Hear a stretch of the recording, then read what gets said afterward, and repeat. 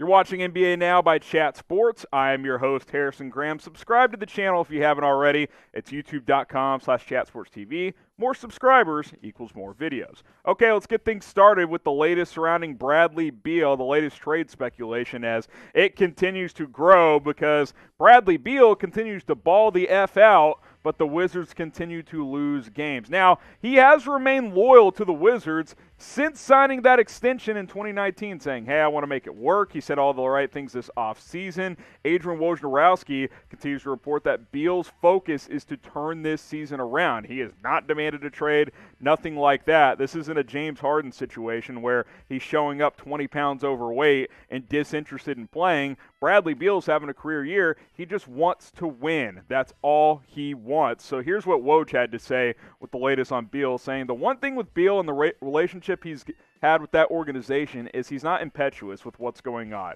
He's been extremely loyal. I think people were surprised when he decided to do that extension given where the team was. And that's a good point because when he signed that deal, the Wizards were in a bad place. You know, they had started to decline. John Wall had a few injuries at that point, and they weren't that team that was, finishing third or fourth in the Eastern Conference in the regular season and winning playoff series. They were starting on, the rebuild was potentially starting to begin, yet he signed to stay. He wanted to make it work, and it seems like he still wants to make it work, which is admirable because he has really no reason to not demand a trade at this point in time. I wouldn't blame him if he did. We'll ask you guys, what would you do, I guess? Should Bradley Beal demand a trade? Type Y for yes, type N for no. He probably should if he wants to get into a better situation because I don't think Washington's going to improve. But let me know what you guys think. Type Y for yes or type N for no. And the thing about Bradley Beal is he's truly having a fantastic season. He's actually averaging about 35 points per game. The rest of those numbers are right there. About 35 points per game, shooting 37% from three. Bradley Beal is playing at an MVP caliber level. The problem is his team sucks, and they have the worst record in the NBA. Wizards are 3-11. Timberwolves are 4-13. The Pistons right there, the Miami Heat, and the New Orleans Pelicans as well. But Bradley Beal is not the problem in Washington. Recently he's talked about, I've had poor body language because I'm tired of losing. He wants to win at the end of the day. You see the updated numbers there. 35.4 points per game for Bradley Beal this season. That's MVP caliber considering he's shooting 48% from the field. Problem is, he's just on a bad basketball team. Now, if he were to get dealt, which team should trade for Bradley Beal? I want to hear from you guys in the comment section. Which team should trade for the Wizards superstar? He's only 27. I think a lot of teams would show a lot of interest. We'll make this the pinned comment on today's video. Let us know which team should trade for Bradley Beal. Now, Lonzo Ball is also being connected to NBA trade rumors because the Pelicans are off to a slow start and teams are calling about his services, and they've also called about J.J. Redick as well, this according to Shams Charania of The Athletic. New Orleans is reportedly open to making some trades after that slow start because we know this, Zion Williamson, Brandon Ingram, those two guys aren't going anywhere. For New Orleans, it's all going to be about improving this roster around those two guys. How can they get the best out of Brandon Ingram and Zion Williamson? Maybe Lonzo Ball is no longer a fit with what they're trying to do despite being a young player. Not shooting the ball that well this year. He kind of took a step forward in that area last year, but we saw in the NBA bubble really declined in his level of play, and the efficiency has gone down again this year as well.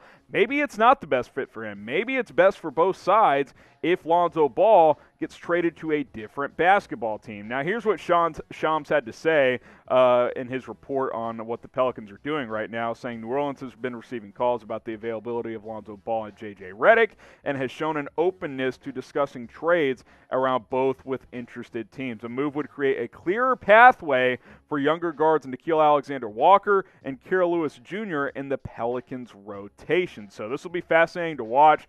They've got some depth at point guard there in that backcourt, so we'll see what happens. I mentioned as well, not only Lonzo Ball could be getting dealt, but J.J. Redick is drawing some interest as well, and he's having career worst numbers this year. And for sure with Redick's case, he doesn't fit with what the Pelicans are doing, right? They've got a bunch of 25 and younger pieces, and yeah, Lonzo is in that age group, and maybe he just doesn't fit stylistically. J.J. Redick needs to go to a team that's trying to win this year. It doesn't make sense for him to be with the Pelicans, so I fully expect him to get dealt. We'll have to wait and see, though, when it comes to Lonzo Ball. Now, who's the better Ball? Type ZO for Lonzo, type Melo for LaMelo Ball, the rookie in Charlotte, obviously. I actually think it's LaMelo. Like, if I had to pick one guy, I'm definitely picking LaMelo Ball. He's been pretty electric. He still has some raw tools that need some fine-tuning, but I think I'm typing Melo for LaMelo Ball. You guys can type it now. The draft's over. Let us know who's the better Ball brother right now. Now, we've got some jerseys available for you guys on today's show. When you go to this link, it's chatsports.com/NBA jersey.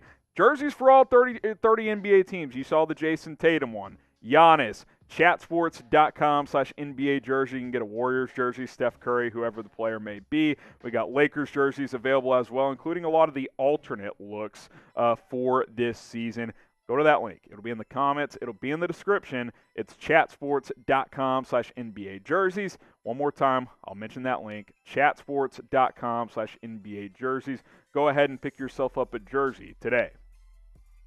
Let's get into the latest surrounding the Boston Celtics, and speculation, rumors continue to buzz around trading for a big man because the Celtics just aren't getting a ton of production from down low. We know their guards are great. We know their wings are very, very good, but can Boston get someone who can score at the 4 or 5 position? Bleacher Report brought up the point that, hey, they never really replaced Al Horford adequately when they let him go a couple of years ago, and I would agree with that.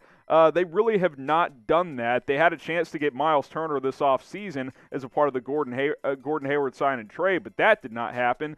And instead, they signed Tristan Thompson, who's been fine. He's a good energy guy defense, but he's not going to give you anything on offense. He's mostly just a rebound energy type player at this point. Daniel Tice, a decent offensive player, but he's a guy that you want 15 to 18 minutes off your bench, and both these guys are playing over 22 minutes. They're basically splitting duty at the center position, and Tice really struggles defensively, so they kind of both have their weaknesses, and neither are upper echelon big man in the NBA. So when it comes to Danny Ainge and the Boston Celtics, trading for a big makes a whole lot of sense if they're trying to make a run at a championship in 2021. What do you guys think? Should the Celtics trade for a big? Type 1 for yes, type 2 for no. Let us know what you guys think in the comments. Subscribe to our Celtics channel. It's youtube.com/CelticsTV. I want to hear from you guys. Should Boston trade for a big before the NBA trade deadline?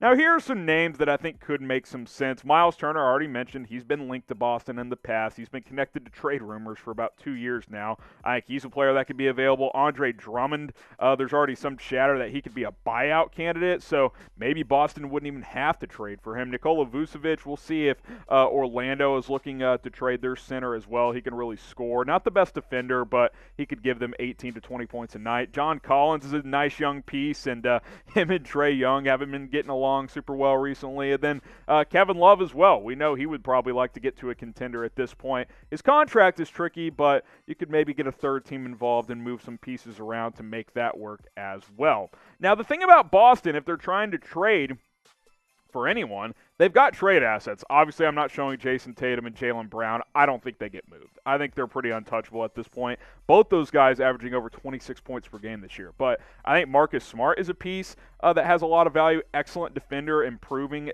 He's improving every year as an offensive player. He's really stepped his game up from a three-point shot as well. Kemba Walker, you know, he's been banged up most of the year. He hasn't been great since he's been back. He's a player I think Boston would be willing to part ways with. Tristan Thompson, same deal. He's a high-energy guy that I think would have some value elsewhere if they're trying to upgrade at the big spot. And then they do have first-round picks for the next several years, but obviously the near term there, this year and next year, those are available as well. So Boston's got pieces they can move. I didn't even mention a guy like Peyton Pritchard. I don't think they'll move their rookie guard that's played well, or Aaron Nesmith, but those are players that could have some value as well if Boston is desperate enough to get a big man. Now, name a player, doesn't have to be a big, that you would like to see the Celtics trade for, that they should trade for. Who should Boston trade for before the NBA trade deadline? I want to hear it from you guys in the comments section. What should Danny Ainge do before the trade deadline? Get subscribed to the channel. The more subscribers we have, the more videos we have just for you guys. Hit that big red button and subscribe today. More NBA videos. Trying to get back to a daily basis just for you guys, but NFL has been taking priority recently, but I want to ramp back up our NBA coverage here on Chat Sports. So go ahead and subscribe to the channel and hit that big red button. Some quick headlines I wanted to mention around the association tonight. If you're watching here on Friday, Kawhi and PG-13 are returning. They have cleared the health and safety protocols. They will play for the Clippers on Friday night. Kevin Durant, he is out against OKC, so no reunion there going up against his former team. He will not play. And then 20 teams in action tonight, 10 games on the schedule, so a busy night in the association. Wanted to mention those notes on the three superstars there, Kawhi, PG-13, and Kevin Durant. Let's touch on the latest Lakers trade rumors. You can subscribe to our Lakers channel. It's youtube.com/LakersTV. How about a Wayne Ellington trade? I think this idea is very interesting and a good idea. Now, the Lakers are a much better three-point shooting team this year, at least so far, compared to last year. Last year, 21st in percentage. This year, they are 5th. But why not just add another sniper and a guy like Wayne Ellington, who's playing for a really bad Pistons team this season? I think it makes sense. Ellington's having a career year. I expect the Lakers to make some sort of minor deal before the trade deadline, like adding a vet like a Wayne Ellington, adding a J.J. Redick. I think that type of a move makes sense for this Lakers team that's obviously in win-now mode. Ellington is shooting the lights out of the basketball this year. In 24 minutes, he's averaging a career best 13.4 points per game, over 54% from the field, and he's leading the NBA in three-point shooting at 53.2%, and he's leading it by a wide margin. Seth Curry there at 50% is in second. And these are obviously for qualified shooters only. A few other guys are higher, but those guys have taken like 4 threes this year or whatever. Kentavious Caldwell-Pope, who is having a great year for the Lakers, he's at 49%. Desmond Bane, the rookie from Memphis, is shooting almost 49%. And then Paul George is shooting the ball well this year as well at 48.4%. But Wayne Ellington at 53.2%. And keep in mind, that's not a bad Pistons team. Imagine the spacing he would get with the Lakers with LeBron James and Anthony Davis. I think the idea of trading for Wayne Ellington is an intriguing one for the Lakers, and one that they probably wouldn't have to pay that much to get either. Now, should the Lakers trade for Wayne Ellington? Type T for trade, type D for don't. I don't want to trade for Ellington. Type D if that's your stance. I think it'd be a great idea if the price is right. Imagine him catching weak side passes from LeBron with shooters not even able to close out. I'm typing my T. I want to hear from you guys in the comments section.